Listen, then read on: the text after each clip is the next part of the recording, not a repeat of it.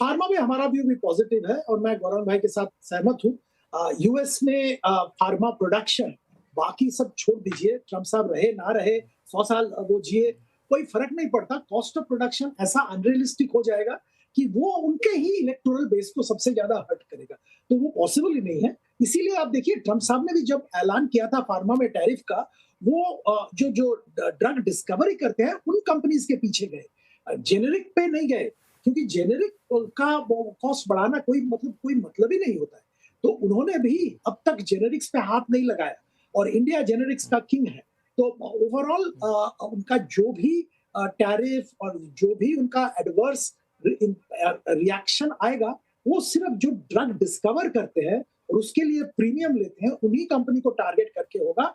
Unfortunately हमारे यहाँ जो कंपनीज हैं वो ये काम करते ही नहीं, तो इंडियन कंपनीज पे बिल्कुल लिमिटेड असर पड़ेगा। सन फार्मा जानते हैं थोड़ा बहुत असर सन फार्मा में था, पर वो भी तरीके हैं जिसके जरिए ये मैनेज किया जा सकता है। और कुछ कंपनीज ने ऑलरेडी यूरोप में अपने फैसिलिटीज बना लिए हैं और यूरोप यूएस का जो ट्रेड डील है उसके जरिए उनके ऊपर भी असर नहीं पड़ेगा।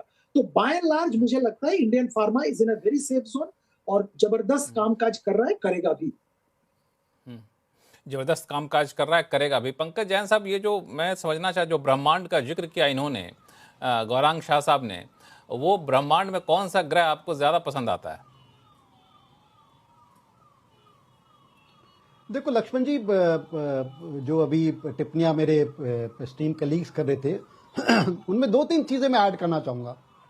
एक तो ये मेरा अपना एक अनुमान है कि आई थिंक अनदर 6 मंथ्स और ये जो ट्रम्प टैरिफ जो इतना रेटरिक चल रही है, आई थिंक ये काफी डाइल्यूट हो जाएगा। I think it will become a normal kind of thing and most of the economics, most of the markets I think would be sort of again working back on the basics कि क्या economics हैं, क्या cost है, क्या products हैंगे, and I think काफी कुछ dilute हो जाएगा। उसके दो तीन कारण apart from what we been talking, एक दो तीन कारण और हैं। आई थिंक वहां पर भी अब इन्फ्लेशन की हीट महसूस होने लगी है प्रेसिडेंट ट्रम्प को। अगर आपने देखा हो पिछले कुछ दिन विरोध होने लगा, उन्होंने 100 आइटम्स पे से टैरिफ ऑलमोस्ट हटा दिया था उन्होंने। So I think selectively he has started feeling the heat. उसके अलावा डोमेस्टिक पॉपुलैरिटी फ्रंट पे भी जो हमने देखा हाल ही में जो वहां पर डोमेस्टिक इलेक्शंस हुए हैं, उसमें रिपब्लिकन्स को काफी एक सेटबैक देखने को मिला है और आने वाले कुछ 6 महीने में आई थिंक कुछ एक और मिड टर्म इलेक्शंस होने वाले हैं and they are pretty concern about that.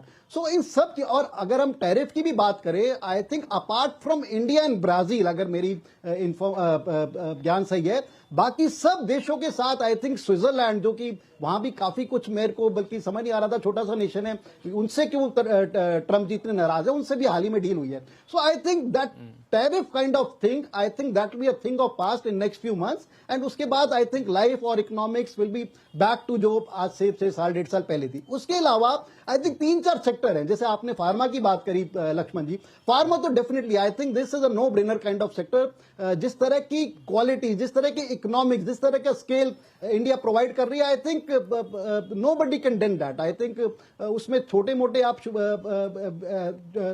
उसमें रोड़े लगा सकते हैं, but otherwise I think no bigger nation can survive without sort of Indian pharmaceutical industry. उसके अलावा दो और इंडस्ट्री मैं कहूंगा, एक ऑटो एंसिलरी, आई थिंक उसका भी स्केल क्वालिटी काफी बढ़ गई है इंडिया के and I think India is now a supplier to the world, चाहे वो यूएस हो, चाहे वो लैटिन अमेरिका हो, अफ्रीका हो, जिस तरह के 2 व्हीलर एक्सपोर्ट हो रहे हैं, I think auto ancillary. And third is IT services. IT services, ठीक है, हम आईटी प्रोडक्ट्स में हम शायद कहीं पर बहुत ज्यादा रिलेवेंट नहीं है, but IT as a services, the kind of quality India is providing, the kind of scale India is providing and kind of sort of, अगर लो एंड अगर हम प्रोडक्ट्स की बात करें तो आई थिंक ये 3-4 ऐसे सेक्टर हैं। I think US as a economy, I think they can only dent us for a while, but they can not live without it, and globally भी आई थिंक। तो इन 3-4 क्षेत्र में मेरे को लगता है कि अगर इन्वेस्टर बने रहेंगे और कहीं पर भी कहीं करेक्शंस आती है, इसमें अगर एंट्री करेंगे, it's very difficult to go wrong for the investor. Abhay Agrawal साहब कुछ ऐड करेंगे इसमें? आई थिंक जो फार्मा स्टोरी है इंडिया की, वो अगले 10, 15, 20 साल की स्टोरी है। मतलब इसमें कंपाउंडिंग स्टोरी है। हमारी कंपनीज अभी भी ग्लोबल लेवल पे छोटी हैं और ये जो ट्रम्प का जो टैरिफ थ्रेट है, ये कहने के लिए कुछ और है, जो हमने देखा है ऑन ग्राउंड यूएस एफडीए इस टाइम पे एकदम फ्रेंडली है इंडियन कंपनीज की तरफ, किसी के प्लांट से कोई ऑब्जर्वेशंस नहीं है। वो चाहते हैं इंडिया से ज्यादा जेनरिक्स एक्सपोर्ट हो इंडिया में, यूएस में और ग्लोबल मार्केट्स में। और हमारे उस एक जेनरिक्स के अलावा एक पूरा सेगमेंट क्रिएट हो रहा है जहां से मल्टी बैगर्स निकलेंगे, वो है हमारी छोटी mid size small cap pharma company जो काफी इनोवेटिव काम कर रही हैं। और इसमें हमने देखा कुछ कंपनीज ऐसी भी हैं जिन्होंने यूएस में ऑलरेडी प्लांट्स एक्वायर कर लिए हैं, तो वो उन्होंने एक ऑलरेडी अपॉर्चुनिटी को यूज किया है कि यूएस मार्केट में अपनी प्रेजेंस बना ले। तो मैन्युफैक्चरिंग इंडिया में होगी, थोड़ी यूएस में होगी, पर sell through that US company होगी यूएस में, तो वो भी टैरिफ का जो रिस्क है वो कम कर रहे हैं। तो आई थिंक सीडीएमओ में हमने देखा है, इंजेक्टेबल्स में देखा है, और न्यू ड्रग डिलीवरी प्रोसेसेस में देखा है। तो आई थिंक काफी अच्छा काम हो रहा है फार्मा सेक्टर में beyond just the large generic companies. तो मुझे लगता है कि ये जो थ्रेट आई एक तरह से अच्छी थी फार्मा कंपनीज के लिए, क्योंकि काफी लोगों ने अपना मॉडल चेंज किया है। जो उनको करना चाहिए था वो उन्होंने किया फाइनली, कि यूएस में एक ऑन ग्राउंड प्रेजेंस बनाई है। सिर्फ एक एक्सपोर्टर फ्रॉम इंडिया का जो एक तमगा था वो निकाल के अब वो खुद अपनी प्रेजेंस क्रिएट कर रहे हैं यूएस में और यूरोपियन मार्केट्स में। सो आई थिंक ओवरऑल काफी पॉजिटिव है। और ये जब भी ऐसे टेक्निकल रीजन से स्टॉक प्राइसेस करेक्ट होते हैं या एक सेक्टर ग्रोथ सेक्टर करेक्ट होता है, तो लॉन्ग टर्म इन्वेस्टर्स के लिए वो एक बहुत अच्छा मौका होता है उस समय ग्रोथ स्टॉक्स में इन्वेस्ट करने का। तो मुझे लगता है कि ये पूरा जो सेगमेंट है एब्सोल्युटली 15 साल की 10-15 साल की स्टोरी है, और एक बड़ी अपॉर्चुनिटी है इन्वेस्टर्स के लिए। इसमें जो एक दो चीज़ें जो गौरांग शाह साहब ने कहा था कि फार्मा का मतलब सिर्फ मैन्युफैक्चर दवा बनाने वाली कंपनियां ही नहीं, चाहे डायग्नोस्टिक कंपनियां हो या फिर हॉस्पिटल कंपनियां हो, तो ये सब भी हैं। तो ये तो यूएस से डीलिंग्ड है, इसमें अपॉर्चुनिटी है कि नहीं?